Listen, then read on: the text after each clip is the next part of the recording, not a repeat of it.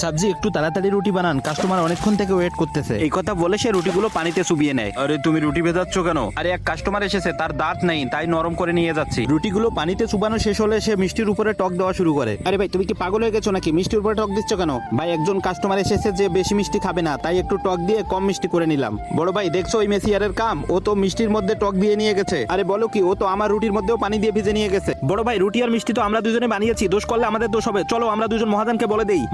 মহাজান সাহেব শুনছেন? হ্যাঁ বলো কি হয়েছে? মহাজান আপনি কেমন মেসিয়ার রাখলেন, রুটির মধ্যে পানি আর মিষ্টির মধ্যে টক দিয়ে নিয়ে যায়? ও তাই? বলো কি? ঠিক আছে চলো তো দেখি ও কি করতেছে। আরে আরে ওই ছেলে, তুমি পাগল হয়ে গেছো নাকি? ডালের মধ্যে বাল্ব ঢুকাচ্ছ কেন? মহাজান সাহেব কাস্টমার বললো ডালের মধ্যে আলো লাগবে, তাই বাল্বটা একটু সেট করে দিলাম। তুমি তাহলে বলতে চাচ্ছ এই ভেজা রুটি, টক মিষ্টি আর এই ডালের মধ্যে লাইট এগুলো মানুষে খাবে? এই যে শোনো, তুমি যদি এই রুটি আর খাবারগুলো খাওয়াতে পারো তাহলে আমরা তিনজনে তোমাকে 5,000 টাকা করে দিয়ে দেবো। তাদের সঙ্গে বাজি রেখে কাস্টমারকে খাবার দিয়ে দেয়। হায় আল্লাহ, দেখিও আল্লাহ, 15,000 টাকার ব্যাপার। এদিকে কাস্টমারও খাওয়া শুরু করেছে।